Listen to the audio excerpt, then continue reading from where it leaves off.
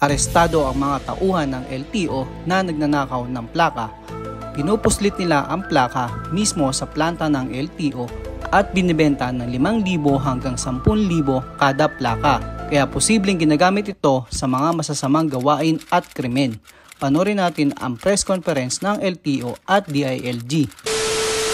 Magandang umaga po sa inyo lahat. No? Unang-una, binabati ko po si Asik Vigor Mendoza at ang mga pamilya ng LTO. No? Alam niyo, ang issue dito ay ang mga plakang nawawala. No? Kung kaya't kami nakatanggap ng sulat galing kay Mr. Renante Militante and Chief, no? At tumihingi siya ng police assistance sa aking himpilan tungkol nga rito sa mga nawawalang plaka.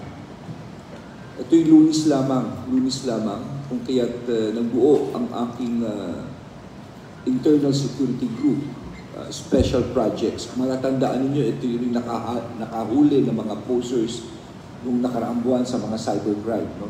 Kauna-una. So itong special group na ito ay nakipag-coordinate kagad sa mga LTO, sa intelligence, at nagkasa ng isang operasyon. Ididikali na lang siguro ito mamaya.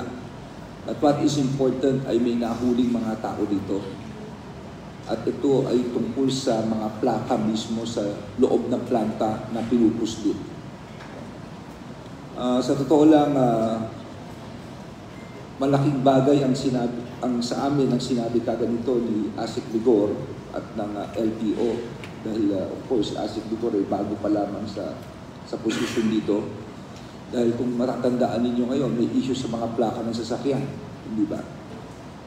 At pangalawa, of course, for security purposes. Dahil with this kind of plates going around Metro Manila na galing mismo sa planta, you could just imagine na pwedeng magamit ito sa kalokohan. Kaya nga, sa mga bibili ng kotse, kayo umasa sa plaka lamang. Make sure, pa-check kayo mismo sa LTO for this. No? At pangalawa, on the side naman ng HPG, napaka-importante rin at sa mga kapulisyahan, huwag lang tayo basta tumingin sa plaka. Itawag kagad natin sa LTO kung ito'y nagre-reflect sa tamang rehistro mismo doon sa loob. Dahil may yan. So, yun ang sa amin, and I would like to present the team. Andiyan pa si Colonel Kingat.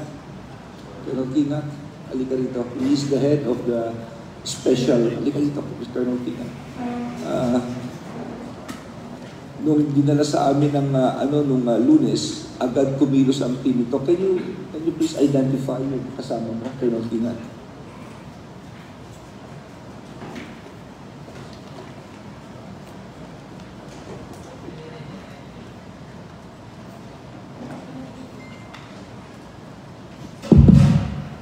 Good morning, everyone. Our team is composed of the Office of the Internal Security, headed by our SPA-2 SILG, Police Colonel Yang.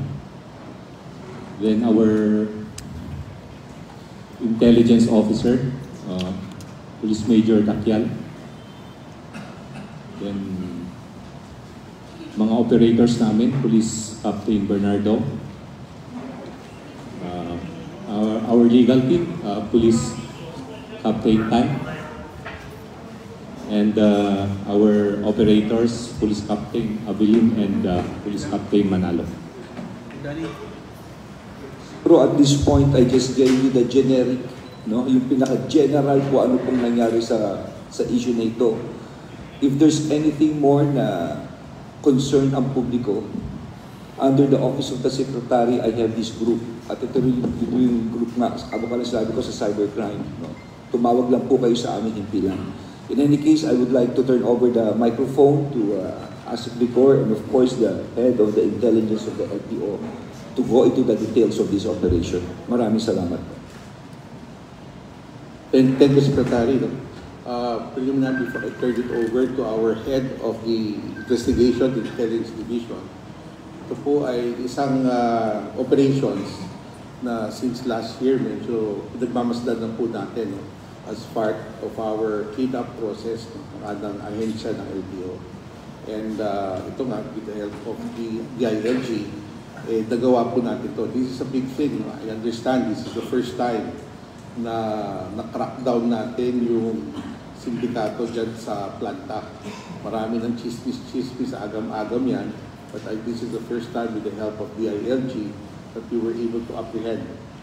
And the operation continues, the investigation to continue to see how wide this is. Gano'ng katagal na to para makuha natin ang kompletong storya. But to give more details of what happened, I'll pass it on to the head of our investigation, Intelligence Division, Mr. Renan Malante. Thank you, Asek. Good morning po, Secretary Abalos. Good morning po sa ating lahat. Nag-resolve po tayo sa ganitong operation because po sa mahigpit na direktiba ng aming Assistant Secretary, si Asek Vigor Mendoza, na more than a year na po namin ito tinatrack down.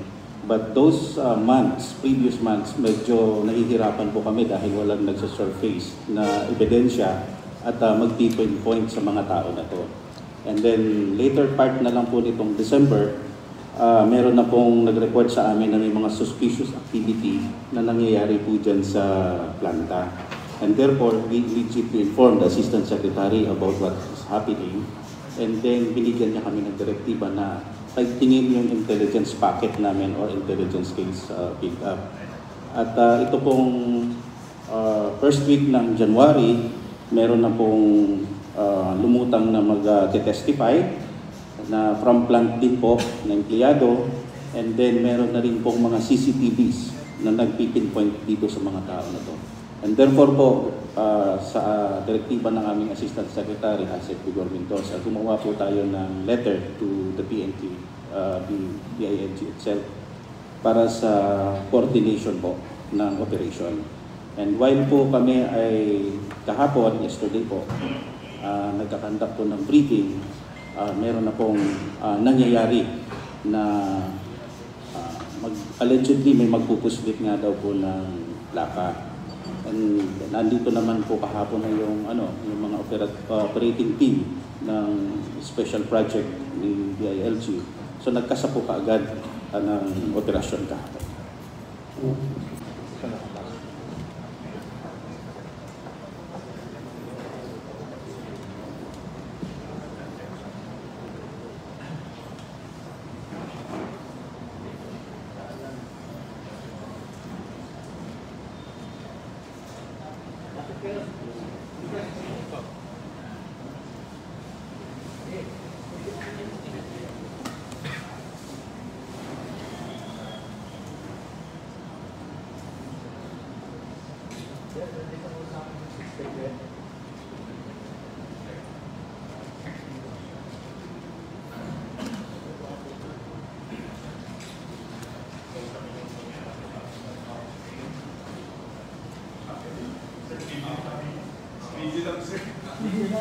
Establish lang natin sir yung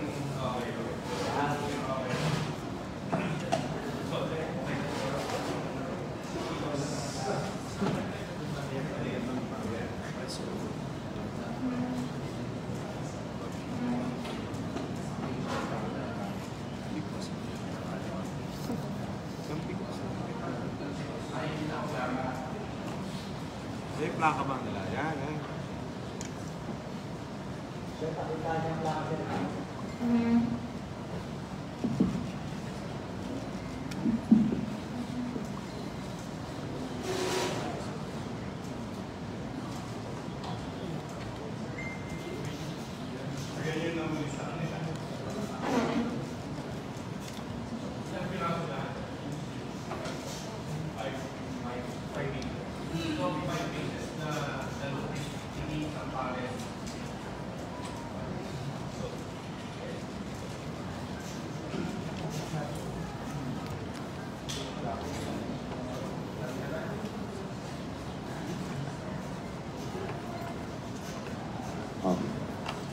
Okay.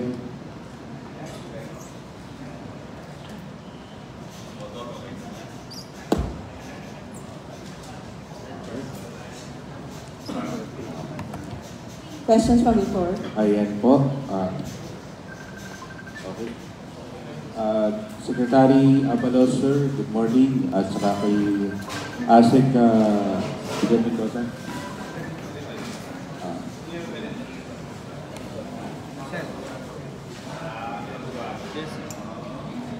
Okay. Di pa ni question. Request na. Ngayon? Today, after today, diretso ng Quezon City yan. Okay. Sir, first question ko.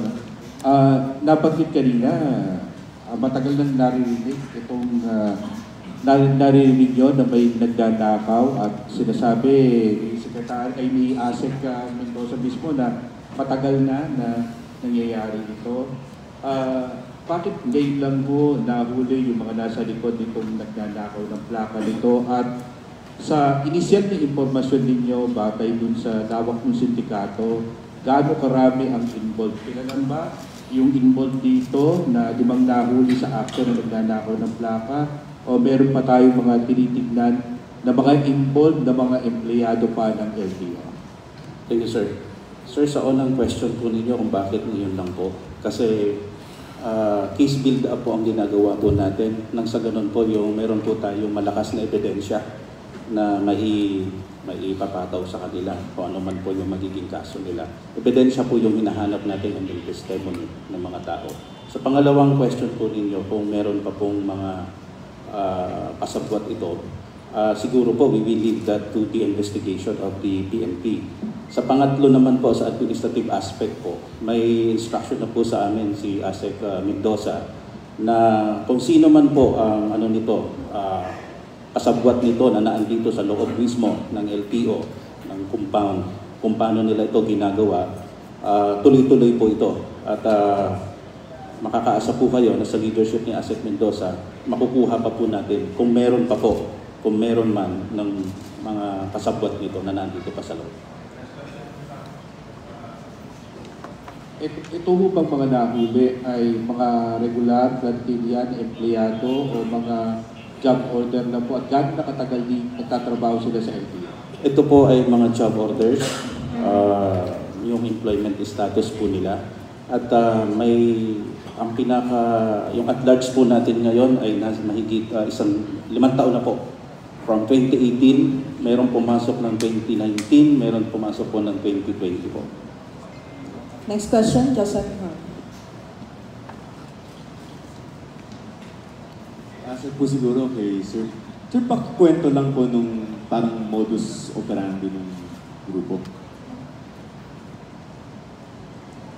Sir, ito po kasi, sir, siguro po ibase lang po namin doon sa nangyayari sa CCTV na nakita po namin. Pero as to the modus po siguro, ang mas makakapag-explain po siguro, sir, yung tracker team natin ng PNP. So sa planta po kasi, bukod po doon sa regular plates produce na ginagawa sa loob, meron kasi pong mga bawat isa nito na mga quota na pag regular po na ginagawa, dito lang po yung piniplace nila dito. Then ito po, nakita po ng isang empleyado din po natin na nasa loob kasi sinisegregate po nila sa ibang place. Then nakita po yung mastermind nila, yung leader nila, kinukuha po doon sa kung saan pinaglagyan nung gumawa. And therefore, ito naman pong leader nila, nakita din po sa CCTV kung paano ilabas ng planta na itinatago po at sinusuksok sa likod. And then inilalagay po doon sa box ng motor niya. And then pagkatapos po, pagka off duty na, dala-dala niya na po. Yun po yung sa side po namin na kung ano nakita po namin sa CCTV. Sino po yung sabi niyo pwede mag-elaborate dun sa, kumbaga, operation nila?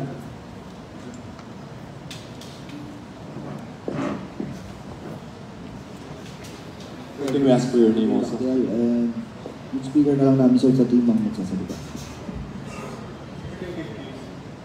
Police Captain Tan. Police Captain Benjamin Tan. Nagsimula po yan nung i-report po sa amin ni Sir Militante yung pangyayari. Kasi ang ginagawa lang nila, hindi lang naman nakaw plaka. ginagawa nila sila mismo nag-manufacture ng plaka. Tapos ilalabas nila yun, kaya hindi siya mare-record.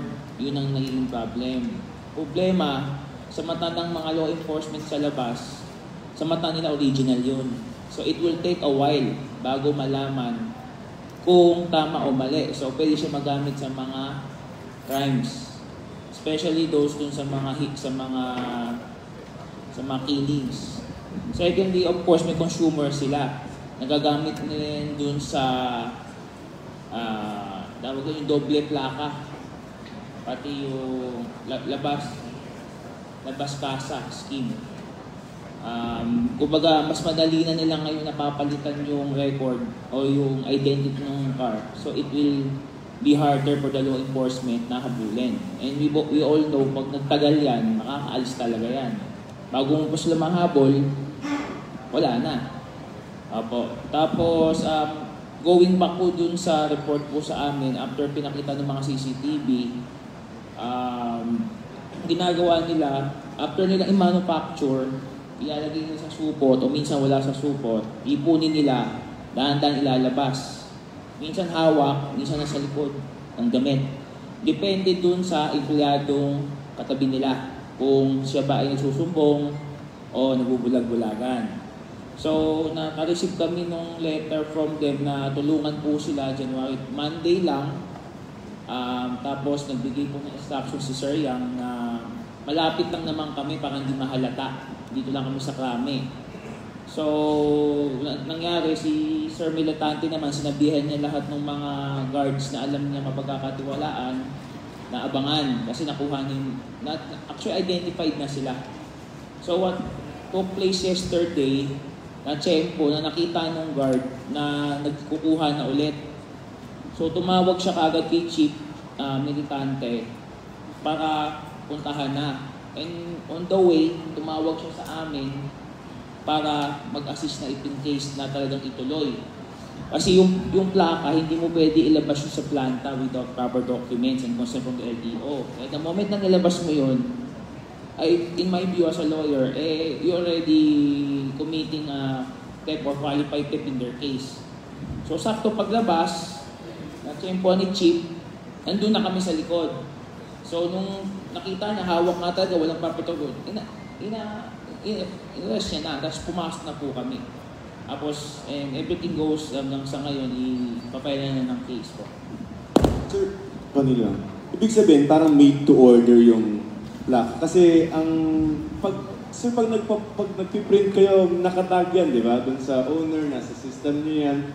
But this one, sir, saan sila kumukuha halimbawa nung number sa plaka? So parang gawa-gawa lang nila yan? Or kukuha sa system pa paano yun? Sir, ito po ay na-produce na yung mga plaka noon. May existing plates na po ito. Kaya po, may nakapangalan na. Yes po. But because meron silang tinetext po siguro po, tinetext, yun po yung gagawin. Kasi sa process po namin dito, dadaan pa po yan kay ASEC, yung authority na magpo-produce ka ng ganitong series. So ito po, hindi po ito dumaan sa series ng production. Kaya po ito po ay sinisingit lamang po doon sa production. Kaya kung sa tanong po ninyo, sir, is made to order po ito on their own personally. Sir, no, galing yung halimbawa, saan nalaki yung bayad po? Yes, sir. Halimbawa, mag-order ka po sa akin, RGM, yung kung ano po yung pangalan po ninyo, special ano po ninyo, name po ninyo. I-text nyo po sa akin, and hindi po program po doon sa machine. And then mapuproduce po yun. So wala yung sir tag at all. Kung baga parang nag-print ka lang sa papel, pero this time, nakaplaka lang siya, parang mukhang legal. Yes, sir. At wala po itong details po. So, as far as the legality of the plates are concerned, ano siya? Outside of the system, illegal, no? Opo. Yung iba naman yun. Opo. Yes, sir. Hi, good morning, Sir Christian, Sir H. Confirm ko lang, hindi ko sa namin masyadong maintindihan dahil yung plaka ba may ORCR siya? Nakatag ba siya sa sasakyan or paano? Pagdating sa planta, wala pa ho siyang ORCR. No? These are embossed plates. na pinapadala ko yan sa region. Naka-assign po yan sa mga regional directors, sa mga district offices po natin. Pag meron po nag-order ng sasakyan, doon pa lang po gagawa ng ORCR. So at this stage, wala pang ORCR yan. Pero yung QR code po yan, naka-indicate po yan. Merong code yan merong security code yan sa QR code nila. It's part of our system. You have to scan the plate. Bago mong inbox, scan yung plate. Dapat nasa yung series na labas sa system. At hindi lalabas yan sa system kasi meron lang nagawa. You cannot replicate the plate without specific orders. So, kung gagawin nila yun, tapos they will try to attempt to put it in the system, mag-a-alarm yung system natin. Hindi pwedeng gawin yun. So, these plates, kung isa-scan natin yung QR codes yan, walang laman yan. It's just the physical feature of the plate. And Secretary, confirm lang namin, based on investigation, may na-pinpoint na ba tayo na kliyente nila, tsaka kung saan talaga specifically ginagamit yung mga plaka? Sir, under investigation pa po yan ng PNP ngayon. Sir, pati yung kung saan siya talaga ginagamit, kung bakit ninanakaw, ba't may nagmamanufacture ng ganon, anong market, saan nila ginagamit, saan nila binibenta?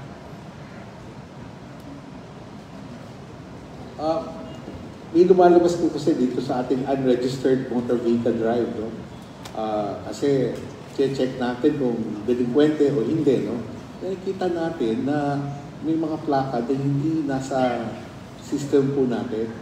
So that's a real flag up for us, no?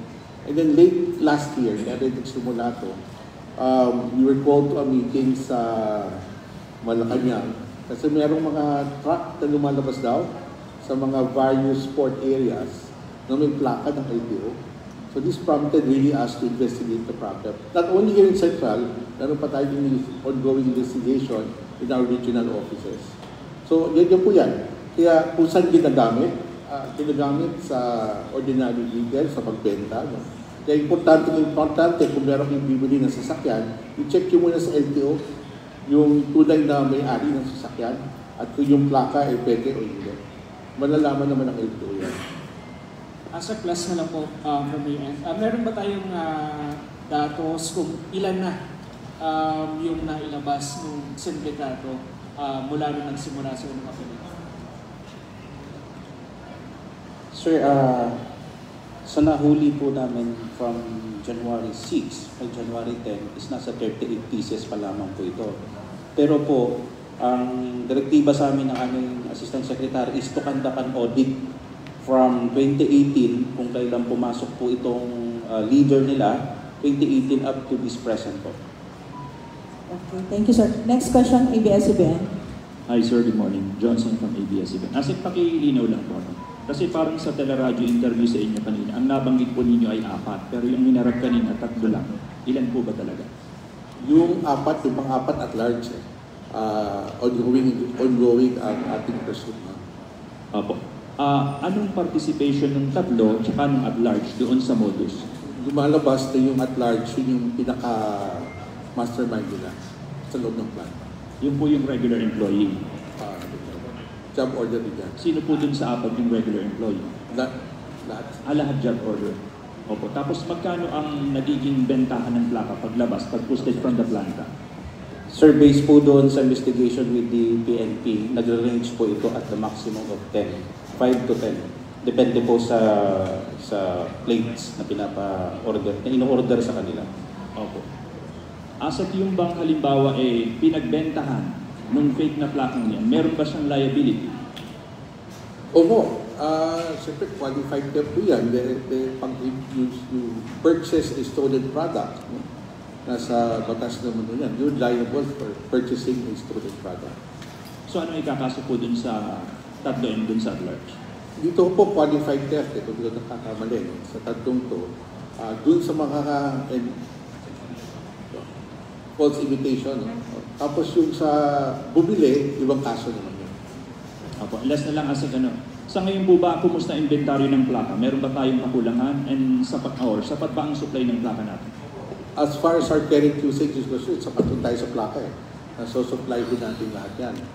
So we will now conduct an inventory of all our plates. Hindi lang sa central office but also in the regions. Gano'n pong inventaryo? Million yung mga plaka niyan. We produce around 30,000 plates a day. So, ganito karami ang inventaryo natin. Series naman po yan. Kaya madaling inventaryo yan. At saka scan code lang po yan. Hindi scan lang namin. Thank you. Thank you. Other questions from the floor? Johnson, kaklaruhin ko lang yung sinabi ni Asset. There are really 4. Yung ifa 5. Yung tatlong nakita nyo kayo na arrested. Pero yung isa, yung at large, mukhang ito yung leader nila. So, i-demanda lahat ito mamaya. Thank you. Thank you, Secretary. More questions from the floor? Yes, sir. Pag-file na lang ng kaso, yun na makikita nyo. Yes, sir. Follow-up lang. Ang makaka-apekto ba to yung ginagawa nila doon sa backlog natin sa plaka?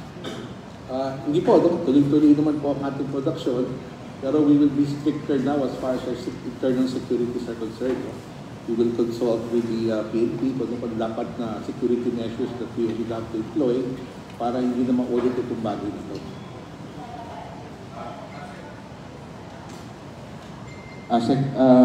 May epekto ba to dun sa kapag yung nahuli, sabi nyo nga kanina may kakaibat na kaso dun sa mahuhuli na gumagamit itong mga ninakaw na plaka na to.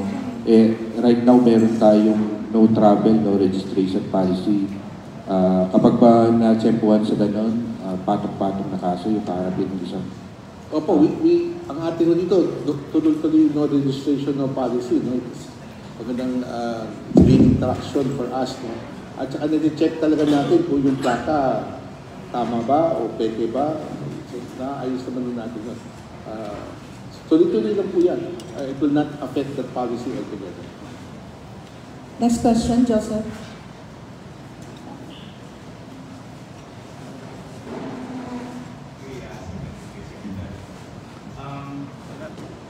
Matagal na, sir, tingin niyo yung operation na to. And how do you feel na, kumbaga, yung system na ganito o modus na to is parang happening under our noses? Mismong planta niyo pa, sa likod lang ng opisina niyo, sir. Paano po yung, how widespread is this and how long has this been going on? And how do you feel that it's happening right in your backyard? Nakakalungkot po no, na dito mismo sa central office nangyayari ito. No? But we are not naive to the fact na hindi naman ang LTO is a 100%. No? Alam niyo naman yan na maraming mga kalokohan na nangyayari dyan. But this is the first time, as I recall, the history of LTO, na na-crackdown itong issue sa planta. It starts from there, yung ating mga plaka. So, maganda na crackdown yan, we cut it at the source, then we move forward. Hindi pa po natatapos itong investigasyon na to, tuloy-tuloy po ito. This will involve not only the plant, but all other divisions. No? Kasi alam na, kung yung plaka ka, the next logical thing to do is to bring it into the system. No? So meron na kaming leads no, in other divisions. So we will take the lead to see how far wide this is. No? Now, how far wide in terms of timeline, kung gaano katagal nangyayari na to, yun rin ang tutumbukin natin, no? Kung gaano katagal. And if there are other people involved sa bagay na to, kasi kailangan supuin na natin once and for all, hindi lang sa central, pati doon sa aming mga ibang opisina nationwide. Sir, last sir, paalam ni Sir Jindon. Pa-update lang kami, sir, ng numbers natin, statistics natin. Ilan po yung backlog pa natin? And meron po ba tayong number later na lang kayo? So motor vehicle po sa 4 na gulong, wala na po tayong backlog dyan. We are able to cater to the current usage. Dito lang po tayo sa motorcycle that we have done 10.4 million backlog. Yes. Next question, ma'am.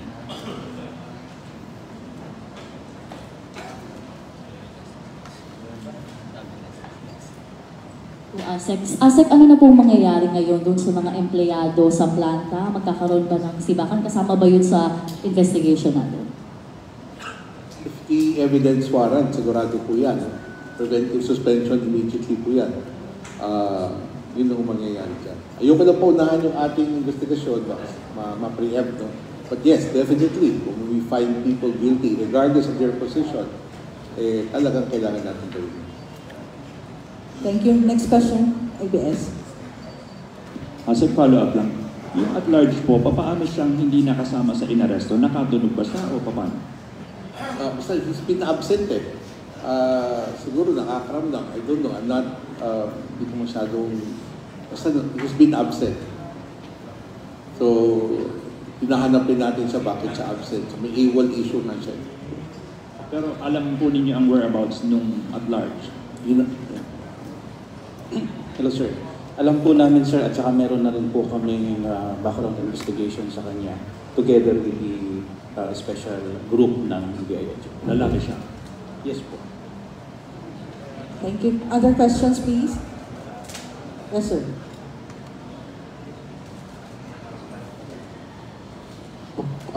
Asik, paano tayo nakakasiguro? Is there any question kasi si Secretary sa meeting? Kung meron pa questions kay Secretary, siguro this is the time before. Yeah, I have to leave. Ito lang. Statement na lang. Okay, ito lang. No, we just want to, gusto ko lang sabihin na kami alay ng ibang ahensya ng gobyerno. Kung meron ka rin itong problema, nakahanda po. And this is a special projects team. No? These are very young policemen under my own office. No? Kamukha nito, yung tanong kanina ni Joseph Morong, sana ito'y babala sa lahat ng bibili. Huwag ko kayo umasa lamang sa pakita sa inyong plaka. Sa lahat na nanonood ngayon, checkin nyo na kagad sa LTO. Checkin nyo na, dahil kamukha ng sinasabi nila, yung nakuha nila ay walang laman yan. Hindi nakarehistro yan. Yung QR code po niya, walang laman yan. Kaya huwag na huwag kayong bibili ng plaka. And I'm sure from this, yung mga gumagawa lang yan ay may masamang iniisip. No? Ang tanong, kano katagal ito? Well, lumalabas. Matagal na to. You could just imagine yung dami ng plakang nakakalat sa kalye. Kaya ang sasabihin namin sa HPG, lalo-lalo na I will be advising them, na pagdating pag-check, wag din ng police umasa lamang sa plate number. There should be right now, kakausapin ko nga si Asik Bigor, na sana magkaroon ng hotline between the police and their office para at any given time may makita, isang tawag, alam namin kung ito'y galing ko, ito'y fake or what kaagad. Ganun kabilis dapat ito. No? So, yun lang po, dahil sa nangyaring ito, huwag kayong mag-alala, may mga action naman ang gagawin. No? So, I would like again to thank itong magandang collaboration at ito'y dahil sa pamumuno ni, of course, Secretary Bautista at Asik Bigor sa kanyang timely intervention dito and the intelligence group, no, Mr. Militate, maraming salamat for this. No? So, pasensya na po kayo, I have another meeting, kasama ko na po yung... Secretary, may tanong lang po ako. Ito, naging collaboration po ng LTO at saka DILG. Ito po ba parang laban sa lahat? Itong binong unit na to, may special project na to? Laban sa lahat to. Laban sa cybercrime, laban kung saan pa ito, yung mga nangungutong sa kadi dyan, sabihin nyo lang, andyan po ang grupong yan. I would like to give emphasis that this is a build-up case of the Intelligence Division. No? I would like to really compliment them. No? Yun ang maganda, tulungan lalo. Pero the end of the day, ang importante rito, this should stand in court. Hindi matatapos ito na nagharap tayo rito, pinakita namin, yung evidence compiled, and I assure you this, makukunbik yung mga yan. Sa tibay na ebidensya na gather na intelligence group at ginawa ng ating grupo rito, mga abogado po ito, these are very young police officers, I will assure you makukunbik yung mga taong yan. No? Kaya yung mga grupong ito, magtago-tago na kayo, talagang, kung ako sa inyo, hindi ko, sorry, sumurrender na kayo dahil maski saan tutugisin namin kayo. No? Ganun lang kasimple ito. Tigilan nyo na at nabisto na po kayo. I'm sorry but I really have to go. Maraming salamat, Asik Bigor, the whole LTO family. Thank you so much, Secretary Abalos, for coming. He has to go po. He has an appointment in Malacanang. Plus na lang pahapon, yung mga may-ari ng sasakyan, how they can check kung legitimate yung plaka na nakakabit sa kanila ngayon? So, ang gagawin din namin right after this, no, I'll be talking to our MID, no? Para online, nag-check niya na yung plaka niya talaga sa kanya. Or kung yung plaka niya ay narehistro sa ibang tao. Para kung narehistro man sa ibang tao at we have ongoing investigations na nangyayari yan. So we can correct it immediately. So we will put up an online system where the public can easily verify that the plate that they have is legitimate and really registered under their names. Questions? Asek, no, ito, no, possible kaya na maliban dito sa grupo na to, ayaw naman natin isipin, no, baka marami na nasa gumagawa ng plaka ay involved dito sa scheme na to o isolated lang dito sa grupo na to? Hindi po, we're not looking at this as an isolated event. No? Malawak po to. We started lang po sa source. No? Siguro we were also lucky that the evidence came together, no, at this time. Pero malawakan investigation po to, hindi lang po sa central office. We have ongoing investigations also in our regional offices. Ang lahat ng mga empleyado dun sa planta under investigation at suspect din po sa kayo. Ayoko sabihin suspect. No? Under investigation. Everybody, top to bottom, left and right are all under investigation. So, paano po, kumusta ang paggawa ng plaka kayo? Yeah, tuloy-tuloy naman po yan because we have now doubled our security measures, not only in terms of security guards, CCTV, no, pati yung protocol, no, paglabas-pasok ng planta, specifically the plant. At saka kung saan namin yung storage namin ng mga yung gawa ng plaka. Yes. Last na lang talaga sa akin. May mga gwardiya dyan sa plaka. Ano yan? May mga gwardiya, may mga security guard. Bakit, anong ginagawa ng mga gwardiya? Bakit hindi ho parang binabantayan? Sakto po yan kasama po yan sa ating investigasyon at kasama po yan sa ating improvements na gagawin as far as security protocols are concerned. Yes, sir.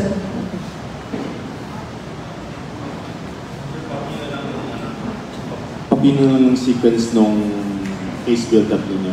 You mentioned kanina, sir, na kaya nyo na booking, although it's under parang in your radar screen, may sinabi ko kanina, sir, na tagaloob din na kunan nyo ng statement. Paano po yun, sir? Para nabuksan yung case? Bali po kasi itong testigo po natin ay napapansin niya na yung process po kasi ng paggawa ng plaka, hindi siya usual kung bakit may nagsisegregate, bakit hindi tuloy-tuloy na dinadala sa machine, bakit merong nasisegregate. So doon po yun nag-umpisa.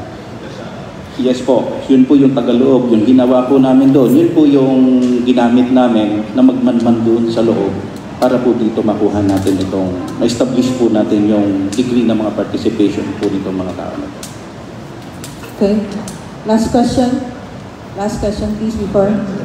Chef, bilang nandiyan ka na rin, sir, at tumisip tayo ng Meron ba bang tanong tungkol dito before we shift?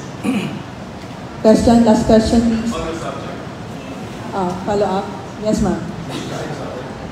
Alis na si Mr. Militante, kailangan nila pumunta ng korte. Yes.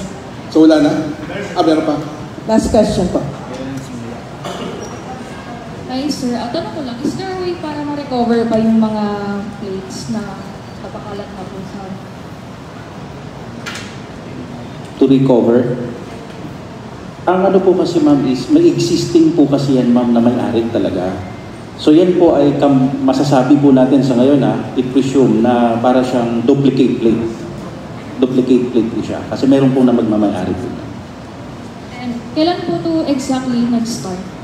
Itong dates? At di po natin siya mamasabi kasi sabi nga po namin, ito po ay matagal namin po itong kinase build up na mag-iisang taon na hindi kami makakuha-kuha dati ng ebidensya kung sino ang gumagawa. But that because of leadership ni ASEC Mendoza, pinagting namin ang case build-up dito sa case na to.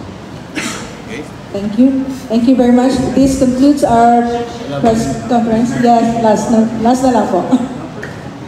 Sir, ASEC, Papaalam na po si Mr. Militante. Yes po, may... Other matters. Iwan mo na, boss. Other matters. Yes, sir. Very short lang. Sa PUVMP, sir, di ba dapat may kakasa tayo na hulihan sa February 1, but the President has extended the modernization. So what happens now to the plan on the 1st? Tuloy-tuloy naman po yung ating unregistered at saka anti-colorum campaign. No? Even as we speak, may mga nanguhuli po yan. In fact, yung ating unregistered motor vehicle has generated around almost 200,000. Delinquent motor vehicle owners have decided to register 82,000. Hindi pa natatapos ang buwan ng Enero. Yan lang po ang compliance po natin. Still below our target. No? So tuloy-tuloy po yan. Hindi naman tayo nakadikit dun sa PUVMP. It's a separate and distinct program. Yun lang nga, pag hindi na i-confirm ng LTFRB, mas mapaparami yung aming problema sa dagat. Marami kami baka mahuli. So, yun lang naman po yun. Yung no registration, no travel policy, yan po yung effective now. Yes, sir. But as far as the franchises of the unconsolidated GP, wala po muna yung ganung operation. So kung tuloy-tuloy po yan, hindi po sila masasakop dun sa pangalawa natin programa ng anti-colorum campaign naman po yan. So they continue to be legitimate franchise holders. So wala ko tayong problema doon. Thank you. Okay, thank This you. concludes our press conference. Thank you so much, ASEC Vigor Mendoza. Thank you all po sa lahat ng umaten. Thank you so much.